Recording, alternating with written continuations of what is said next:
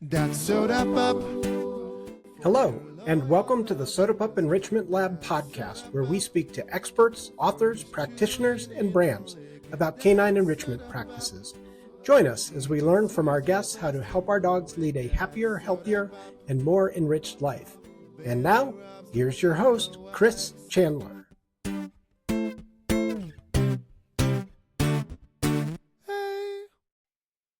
Hello and welcome to the Soda Pup Enrichment Lab. We talk about enrichment and are just trying to continue the conversation about enrichment and help you to learn more about that so that you can offer it to your pets.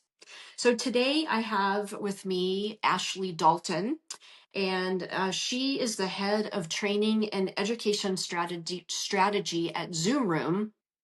And Ashley, I really appreciate you being here today. We met, well, I don't know if actually you and I met, but I met, I think, some of your colleagues recently at the Super Zoo trade show in Las Vegas. Yep, that's where And we met. yeah, I had a great conversation. And so I'm really grateful that you agreed to be here and be our guest today.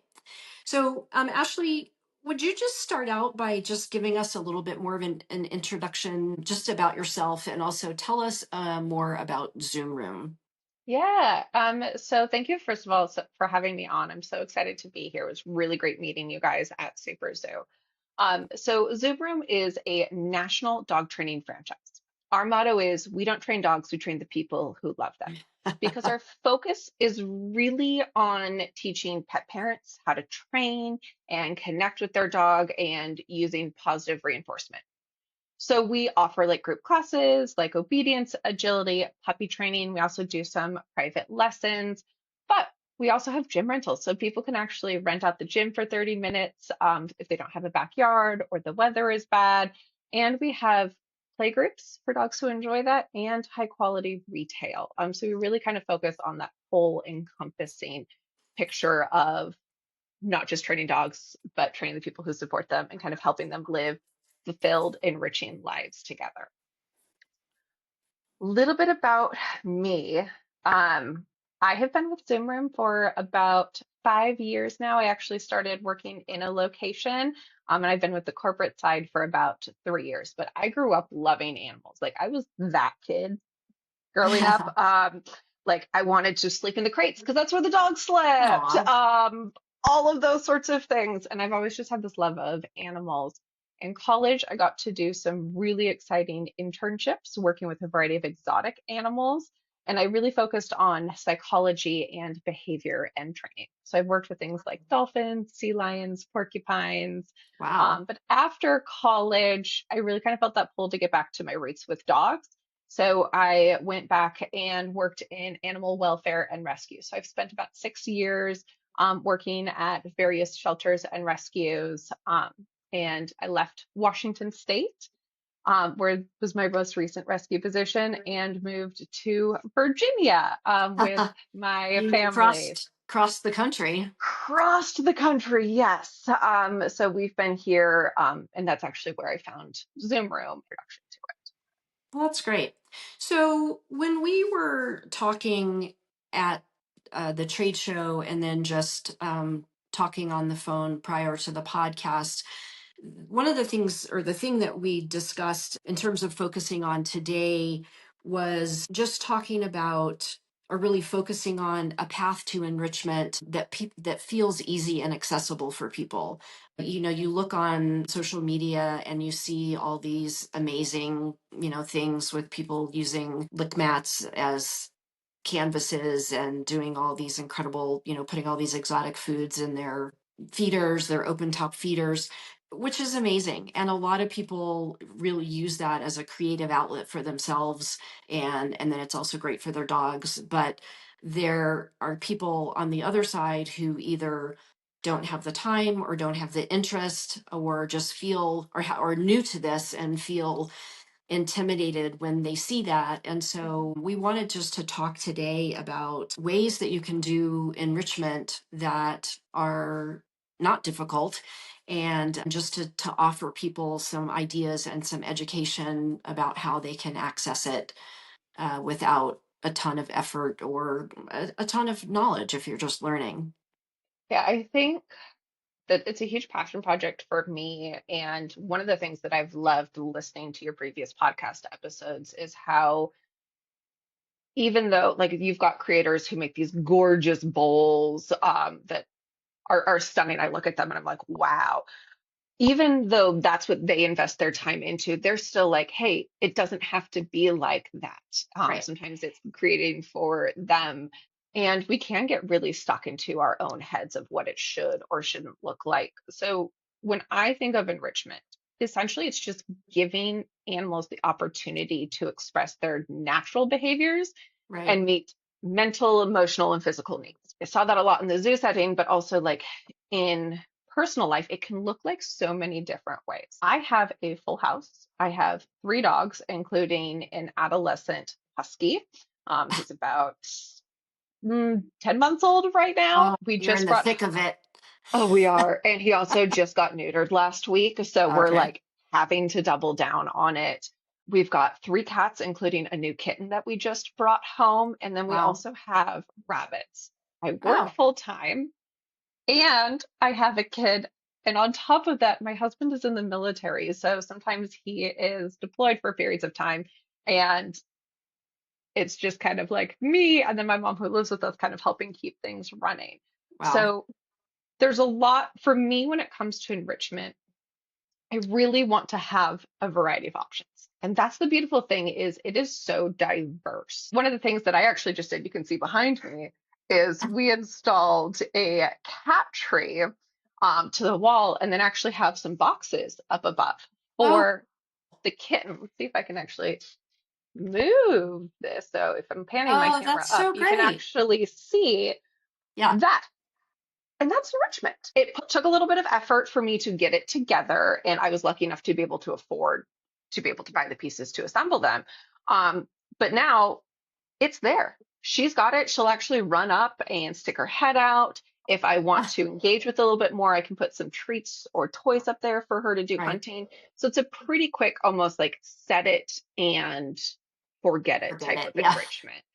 Um, so that environmental need to explore, I think, is really important.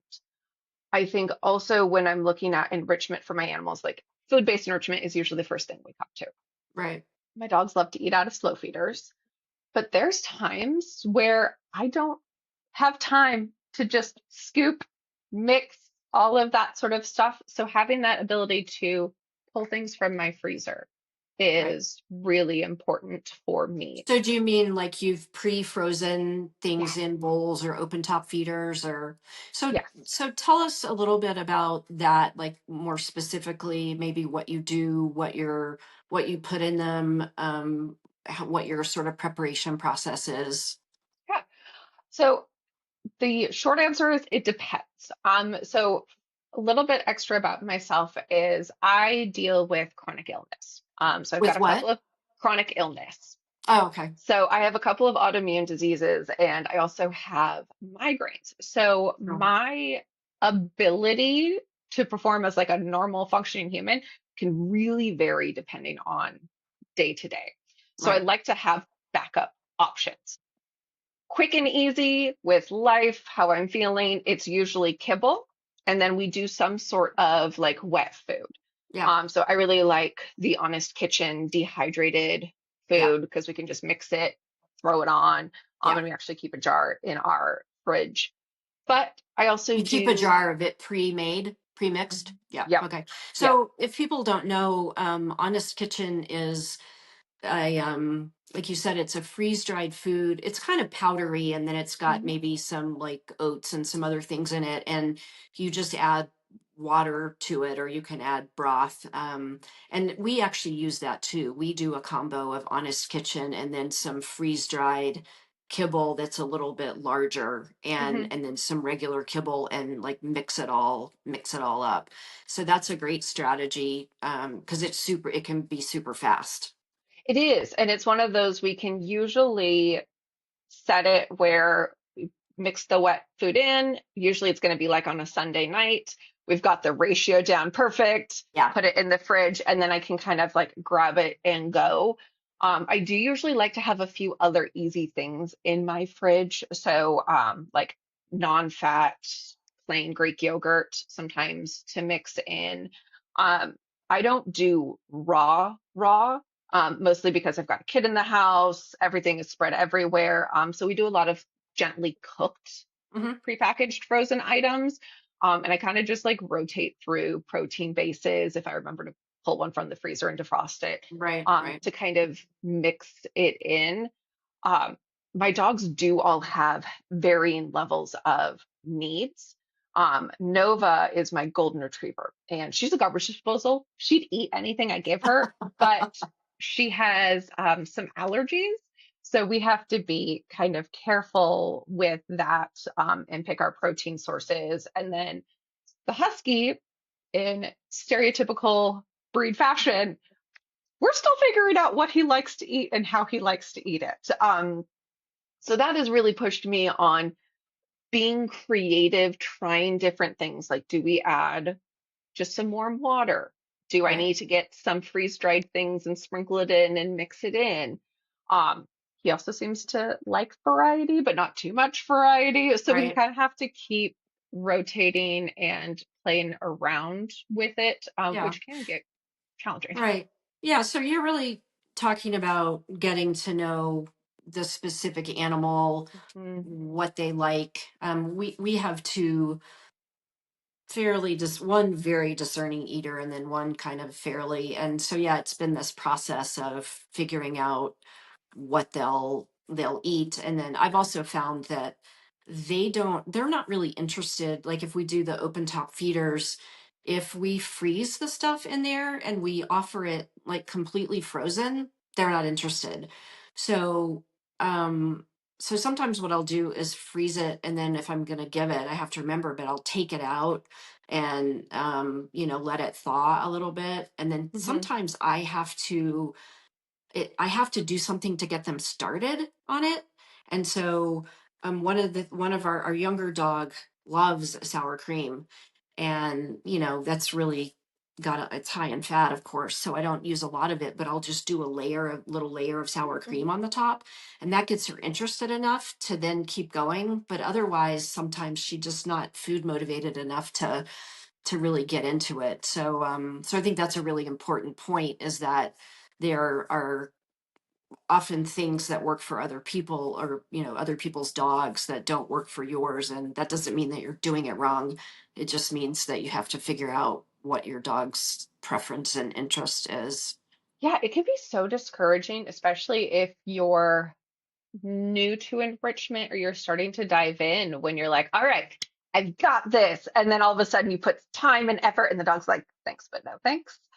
Um, I grew up, not grew up, but like in my earlier career, we used a lot of Kongs. So that's what we were used to. Mhm. You could stuff them, freeze Right. them.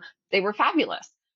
And one of my dogs, he was actually a res dog. So he was off of a Navajo reservation in the Mhm. Southwest. That boy came up with his own enrichment. He could open doors, screw top jars. Oh no.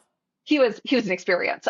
Really fabulous dog, but you'd give him the Kong, and if it was frozen, he'd just take it and throw it against the wall, throw it against the floor, and pieces would fall out. Right. Bring home a new dog, and she'd get like this far, about a half an inch maybe in, and then she's like, no, that's too much effort. Yeah. Um, We I had a have a dog like lot of that. When Kongs. we offered her one of those, it was something that was weighted at the bottom and you had to tip it to make the Mm-hmm. kibble fall out. And she just looked at us like, I'm not going to play for my food. I know you'll feed me eventually. It's so funny because you're like, yes, you're gonna love it, and then they're like, no.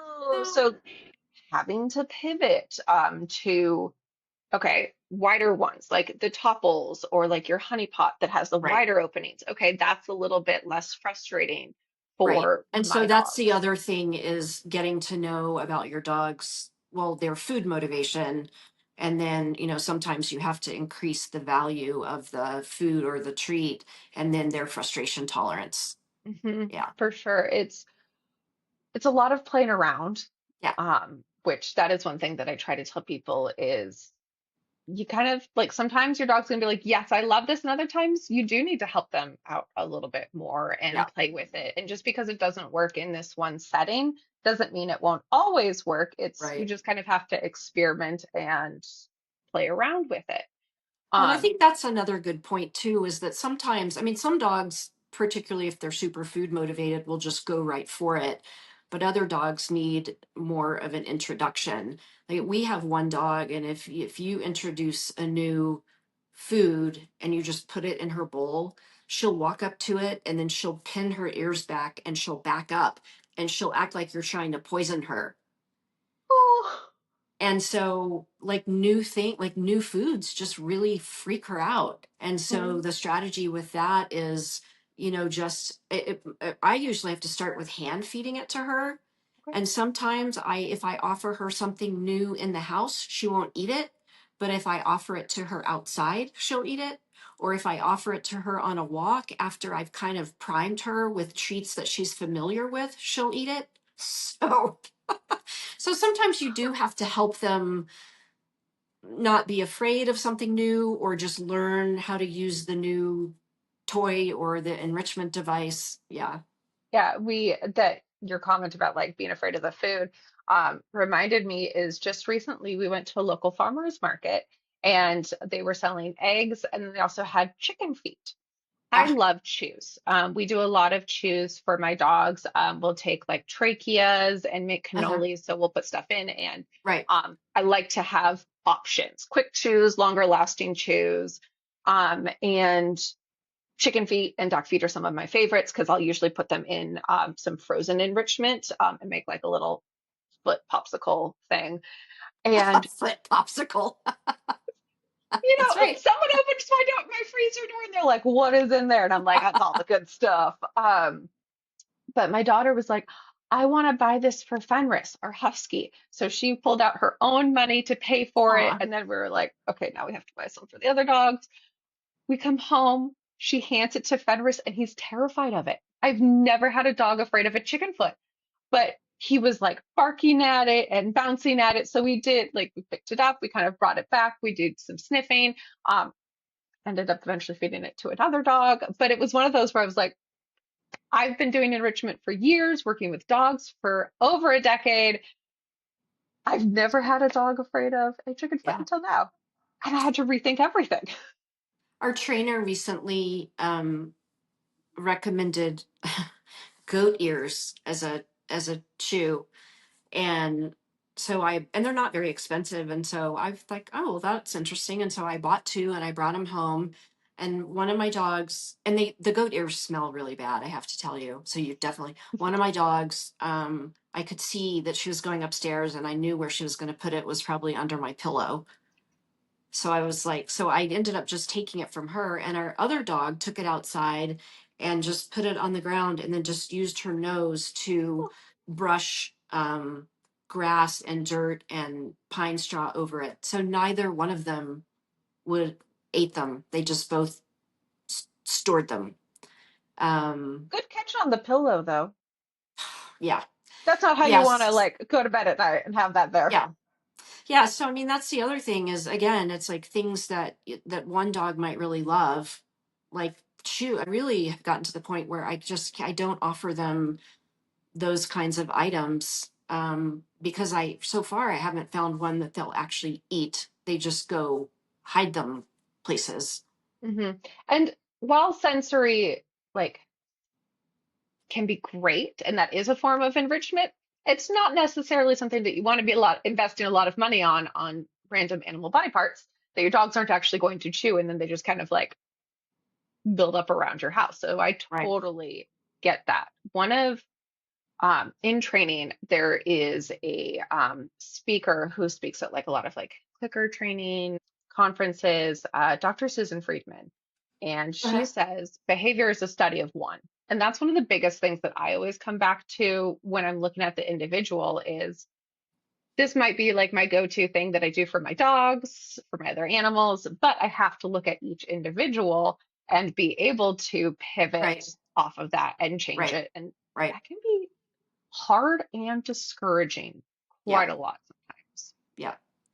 So It sounds like, so you mentioned things that you use, like different kinds of chews, like the chicken feet, duck feet, the trachea. Are there other um, kinds of food enrichment, like specific things that you like to use? Yeah, we do a lot of slow feeders. I, again, tend to be particular, leaning towards things that I can easily throw in my dishwasher, Yeah. that don't require a lot of cleaning. Those kind of tend to be our go-tos for meal times. Okay. And it also doesn't require as much supervision. Right. I do have to kind of pick. I have a couple of the mandalas, and I Yep. love them. I have to be careful because Nova will just chew on them and eat Yeah. them.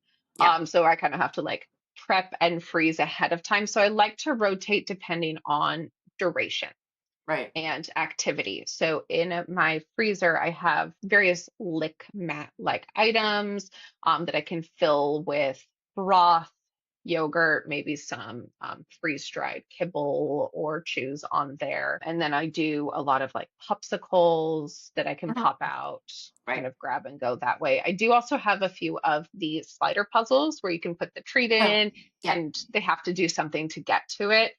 Those I don't pull out as much because Brad, the dog I talked about, the res dog, he liked to take them to the top of the stairs and just throw them down the stairs. It's a Um, good way to get the stuff out. you know what? It worked. Not necessarily the way I wanted it to work, but it worked. Yeah. So I kind of like put those away, don't use those as much, but I'll rotate them in and out as needed. And then we also do snuffle mats. I don't usually Oh, feed like mealtime in snuffle mats, uh-huh. but I will for calming activities or if like I'm getting on a call and Right. Yoshi's like, Mom, I want to do something. She's my cattle dog mix. Then I'll be like, all right, let's pull out the snuffle Right. mat, let you do that way, to kind of get that foraging behavior. But I can't Right. give snuffle mats to the husky because he just takes them and he shakes them and then he goes and finds the food that way. So I like to rotate through my various things, but I also have a lot of cardboard boxes. Sometimes I will put some kibble or treats in cardboard boxes. I have a Yep. massive stack in the corner of my office. But then we'll also do shredding. So Yep. Nova and Okay. Fenris both really like to shred. Uh-huh. Um, so I'll also just give it to them. It's not Yeah. food, but I'll just be like, all right, you've got some feels. You seem a little Yeah. antsy. Let's go ahead, give you a box to shred and kind of go.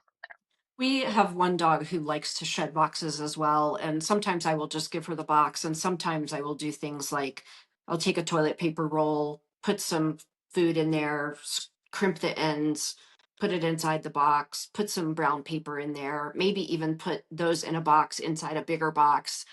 And yeah, she just likes, well, she likes to try to find the treats, but she just likes to tear up the boxes as well, which Oh, um I mean, as I understand it, that's one part of the like the hunting cycle, and different dogs can really like different parts of that cycle, and that's, I guess, the part of like the evisceration part where they like to like tear and shred. So that would be another thing, is for people to learn more, and we've had some guests talk about it on the other podcast episodes, but to learn more about that cycle, like I probably can't tell you all the steps of it. You might be able to, but the seeking, the finding, the shredding, the mhm. evisceration, and then the consuming. And so different dogs tend to like different parts of that. Yeah, I think it's one of those, it kind of goes back to everything we've talked about is each dog is their individual and there's so many different ways to get that. Because that like shredding destruction is so much fun. Nova really likes to hunt. Mhm. We have a really big yard and she will go hunting for moles. So watching that like seeking, tracking, she's Right, using her nose and then she'll like freeze and then pounce and right. jump onto them and we'll start digging. And there's times where she's actually taking chunks of dirt, ripping it up and chucking it. Hmm. Um, my husband's not so thrilled with it. I'm just like, hey, it's enrichment. She's enjoying herself. We're cool. Um, It's a good thing he doesn't usually do podcasts because he'd be like, excuse me. But that's that's really enriching for her. And the cardboard boxes give her that opportunity so Right. she can kind of like get that She and can the do that without shredding. tearing up your yard. Exactly. And Yoshi, if I offer her a cardboard box, most of the time she'll like put it in her mouth and then just be like, "You want to trade for a treat?"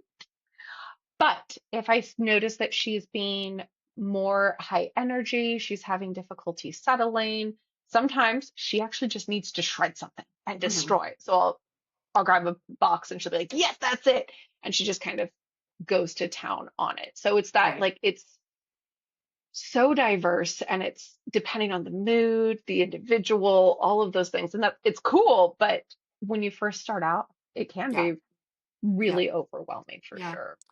So if you had say a client through Zoom Room that is newish to enrichment, how would you start them out? How would you educate them in the beginning? Oh, that's a really good question. I think for me, a lot of it is understanding more about what goals they're trying to achieve, where they're having Okay. their problems, and how much time they have. Okay. Because one of the beautiful things about enrichment, like I said, it's so diverse. Training is enrichment. Yeah. And I am that person that I'm a professional dog trainer. How frequently I actually put aside time to train my own dogs is really quite slim. So if I schedule a group class though and go in, then I'm going to be more reliable to do that and give my dogs that mental stimulation because Right. I've signed up, that sort of thing. Yeah. But if you're at home and you're noticing that your dog has trouble settling while you're on calls or later on at night when you're trying to do meal prep or something else like that, then I want to know, okay, what kind of food is your dog eating? What have you tried? How much time do you have? What's your setup like? Because all of those different things might change the recommendations that I give you. My Right. go-to tends to be stuffable toys, like topples or like the pots that you guys Right. have. It's a food-based enrichment. Exactly, because it's easy. Usually it's something that you can throw some things in. It doesn't have to look pretty. You can freeze it, pull it out, boom, you're good to go. Right. Those tend to be the ones that I recommend people going towards, but depending on if the dog likes to run, I do love a good flirt pole as Oh, okay. well. So can you Uh, describe to people what a flirt pole is if they don't yeah. know? So flirt poles are like giant cat toys. That's what Yeah. I like to think of them is you've got a usually it's like PVC pipe and then some sort of like bungee cord and then a toy attached. And it goes back to that like chasing, running, tugging Right. actions. So I use them actually quite a lot with my own personal dogs as ways for them to get their high energy out, giving them the opportunity to tug, pull.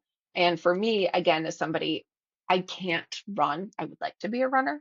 Hmm. Physically, I can't do it. And sometimes a lot of movement can be hard, depending on like how I'm feeling. But a flat pole, I can usually just stand somewhere and swing it around Right. Right.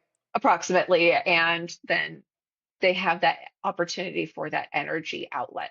So Right. that is something like that toy play that I will recommend clients have, but a lot of it is going to depend on who they are, what their circumstances is, and kind of be a little bit more prescriptive about it Yeah. to really find what works for them. I think what can happen is, and I'm guilty of it, is I get so excited about behavior, training, I will go off the deep end and it can get really overwhelming. And I might say, oh, this thing could be good for your dog, this thing, that thing. You could do this.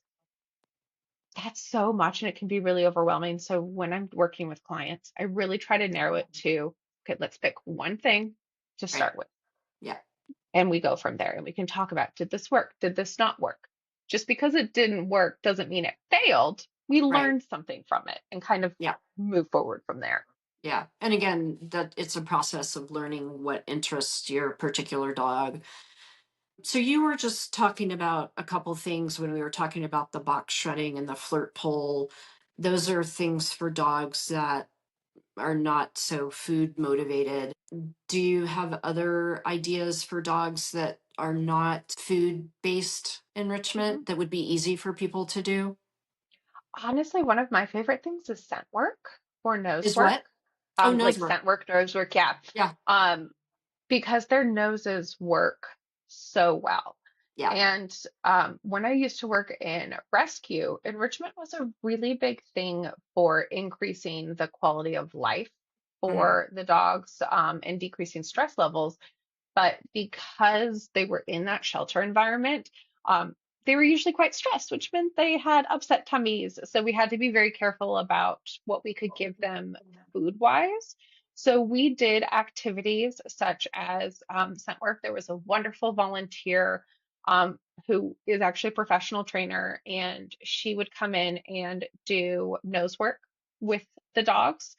Sometimes we'd be searching for like a single treat. Other times, she would use a toy that the dog was really interested in.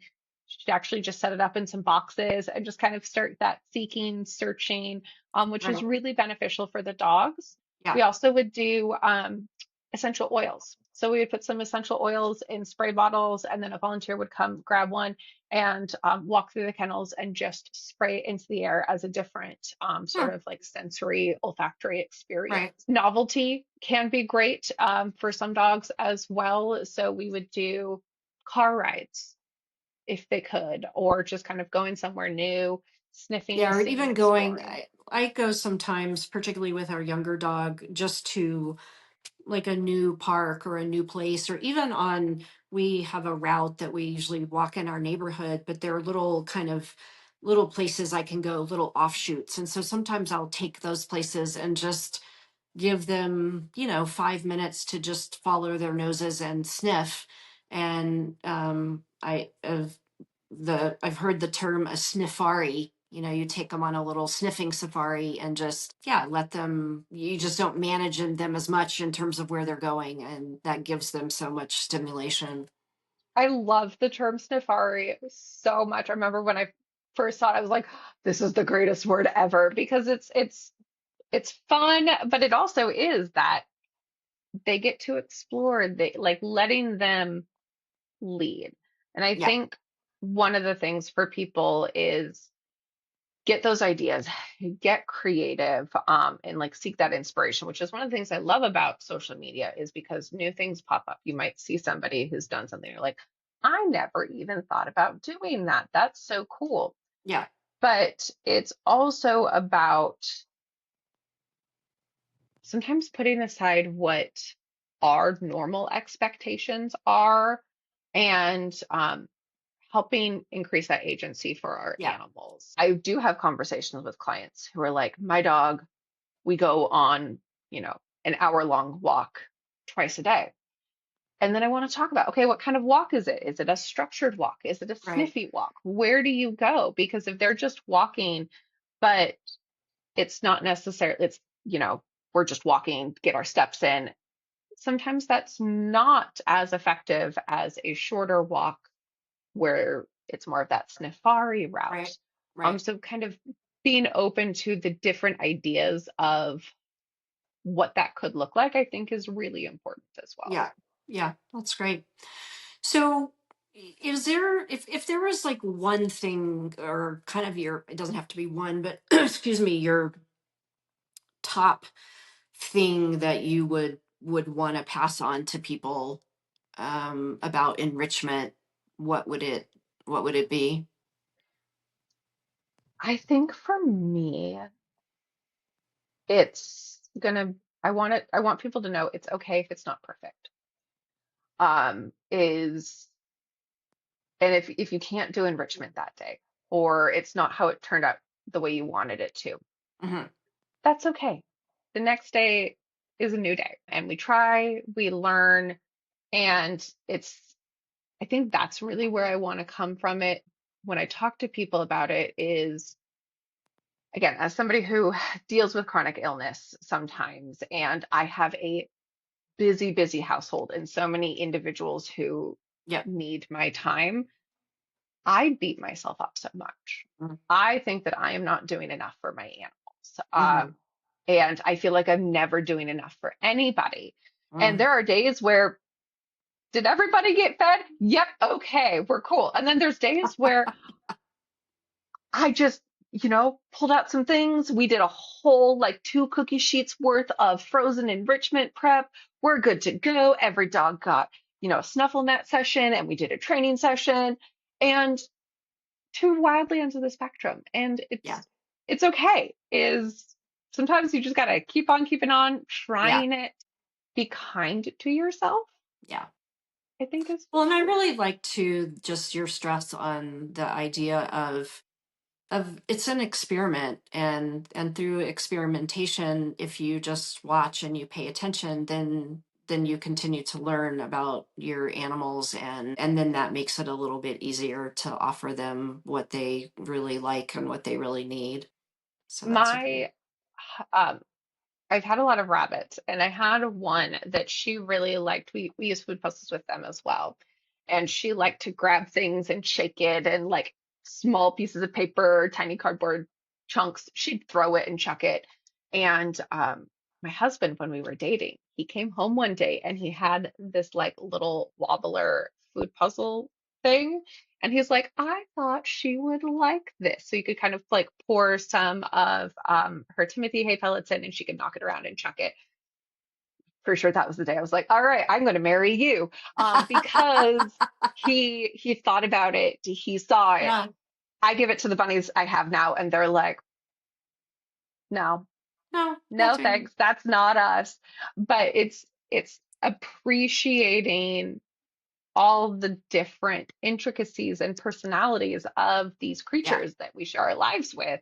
Yeah. Um, and understanding that it's not all going to be the same. Yeah. And it's frustrating and fun at Yeah. the same time. Yeah. Yeah. So I have one last question for you. If you were a dog, what kind of dog would you be? It can be truly or aspirational or whatever you want it to be, really. Aspirationally, I think I would love to be a husky. Uh, That's what I grew up loving. In a different life, I would be living in the middle of nowhere in Alaska with a bunch of huskies and doing things like sled dog stuff. all right. And they're athletic, and I really wish I could like be nimble. Yeah. Um, in reality, I am probably my cattle dog mix, Oh, where slightly neurotic, like we're using labels here. Very perceptive, smart, fun, sometimes a little cautious. That's who I am, I think. If you ask anybody, it's not just what kind, it's this is me in dog form. aw. That's sweet. Well, I just really want to thank you for being with us today and helping us learn more about enrichment and being willing to pass on your knowledge. For having me. I really enjoyed this conversation. And again, I love what you guys are doing. Thank you. And I'm really enjoying the podcast. And I think this is a great conversation. I just love the take that you guys have been having on it. And I think it's so important for Yeah. sure. Thank you so much. Well, thank you. I appreciate it. Thanks. Thank you for listening to this episode of the Soda Pup Enrichment Lab podcast. We hope you've learned new ways to keep your dog enriched and entertained. You can find more information about our guest and how to contact us in this episode's show notes. You can find this podcast wherever you get your podcasts. You can also view it on the Soda Pup Enrichment Lab YouTube channel and on our website at sodapup.com. If you enjoyed this episode, you can help us by subscribing, by recommending the podcast to others, and by leaving a review. Thanks. We'll see you next time.